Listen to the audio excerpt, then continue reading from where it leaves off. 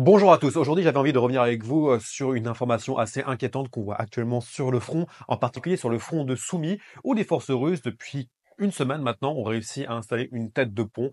dans l'oblast de Soumy, qui, rappelons-le, est un oblast limitrophe de la Fédération de Russie et aussi a été la rampe de lancement de l'opération de Koursk, où actuellement il y a toujours des combats, même si bien sûr on peut considérer que l'opération de Koursk est terminée. Et dans cette vidéo, on va s'intéresser un peu justement aux risques que représente la tête de pont russe dans l'oblast de Soumy et qu'est-ce que ça nous dit de l'état actuel du front. Mais avant de commencer, je m'appelle Joseph Roche, je suis correspondant en Ukraine et sur cette chaîne, je parle de politique et de géopolitique. J'ai aussi un Substack dans lequel je partage mes reportages, mes pensées sur justement mon travail de correspondant en Ukraine et vous pouvez trouver le lien dans la bio et vous pouvez suivre justement l'un des reportages que j'ai mis qui est un peu,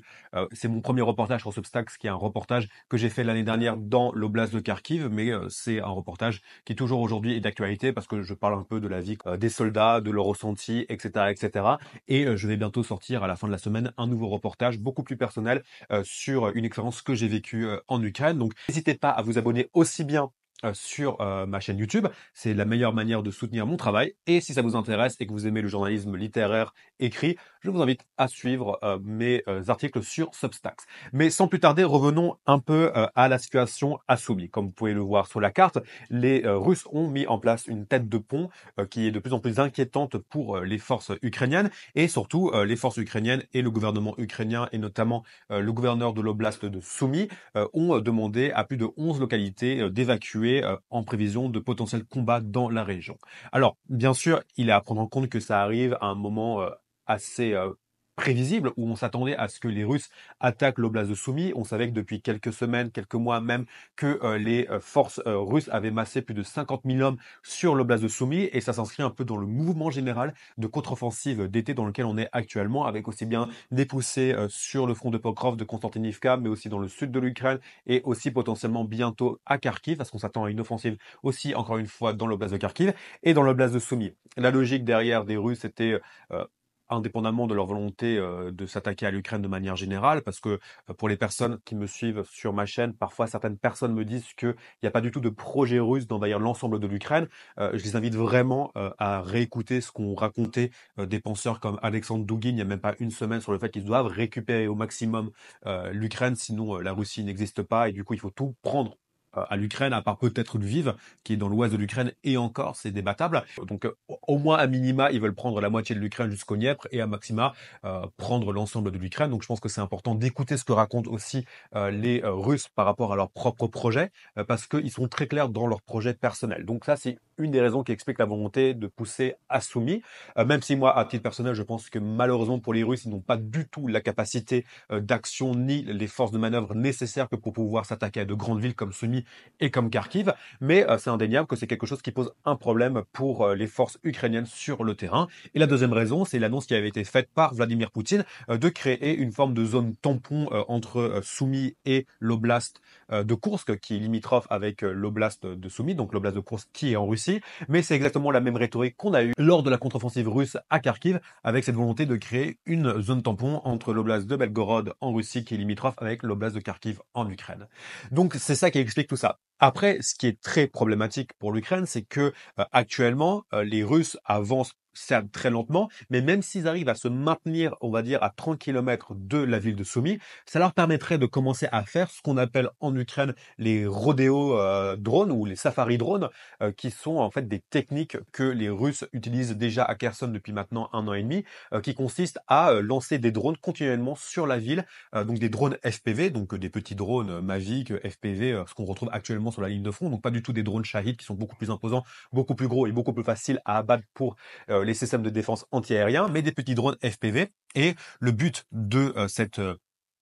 opération serait d'attaquer de manière, et là à un moment il faut appeler un chat, terroriste, les populations civiles, comme on le voit à Kherson. D'ailleurs, les Nations Unies, si je me rappelle bien, ont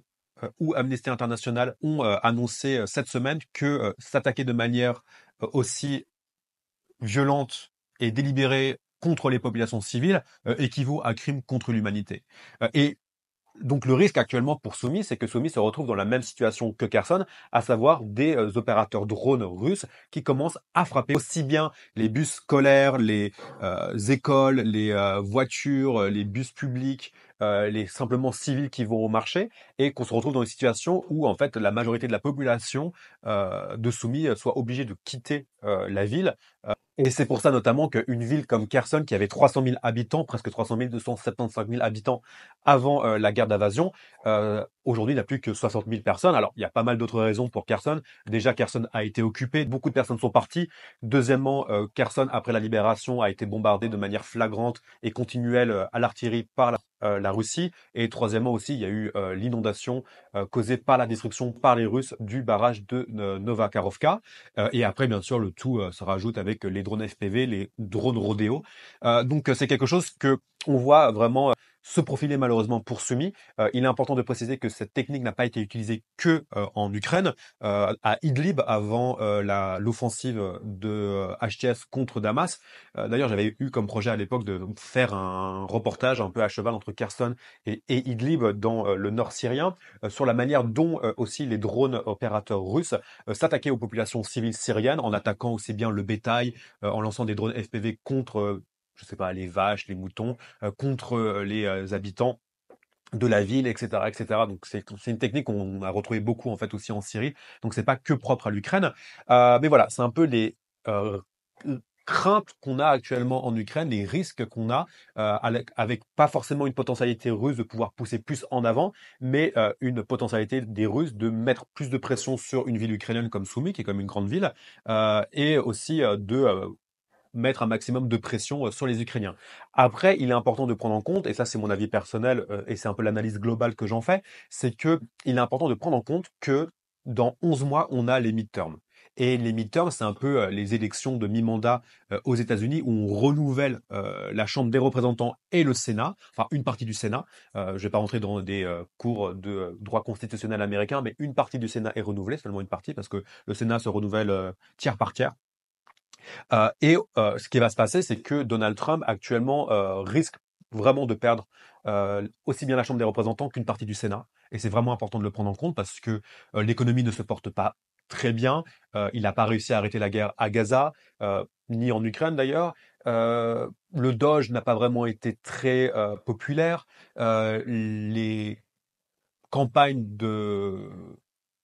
déportation de citoyens américains d'origine latino ou de latinos en règle sur le sol américain a déplu à une partie assez importante de l'électorat latino qui a voté, pas de manière massive, mais de manière quand même assez substantielle pour Donald Trump. Par exemple, 50% des hommes latinos ont voté pour Donald Trump. Donc c'est quand même un vivier de voix quand même assez important pour le parti MAGA. Et ce qui se passe, c'est que dans un an, on a les midterms et en fait, on va rentrer en campagne midterm dans 6 mois. Et ce qui se passe, c'est que, et il est important de prendre en compte, c'est que même si le président américain a un pouvoir assez démesuré, il partage ce pouvoir, selon la Constitution américaine, aussi bien avec, du coup, le Congrès, donc la Chambre des représentants, et le Sénat, qui représente la branche législative du pouvoir américain et le pouvoir judiciaire qui représente le pouvoir judiciaire tout simplement, donc la Cour suprême, etc. Donc ce qui se passe, c'est que Donald Trump va commencer à rentrer en campagne et il va surtout faire face à de plus en plus de pression parce qu'il est important de prendre en compte qu'au sein des républicains et des démocrates, il y a une partie non négligeable d'entre eux qui sont pro-ukrainiens, qui sont pour envoyer de l'aide à l'Ukraine, pas parce qu'ils ont un amour démesuré ni de la liberté ni de l'Ukraine, mais c'est parce qu'ils sont conscients que c'est dans les intérêts stratégiques de l'Amérique que la Russie soit affaiblie. Indéniablement, que ce soit par rapport à sa relation avec la Chine, ou tout simplement dans une volonté aussi de garder un allié comme l'Europe, pas non plus trop abîmé par la guerre en Ukraine, même si bien sûr ça peut être débattable sur certains aspects. Et par exemple, on a eu Lindsey Graham, qui est un républicain assez chevronné, très pro-Trump, qui est allé à Kiev récemment avec le sénateur démocrate Richard Blumenthal pour annoncer que de manière bipartisane, ils allaient pousser une loi au sein du Sénat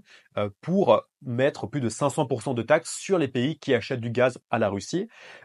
Donc ça, c'est quelque chose, on va voir si ça va arriver ou pas, mais ça montre que les lignes bougent parce que, et c'est ça qui est très important de prendre en compte, c'est que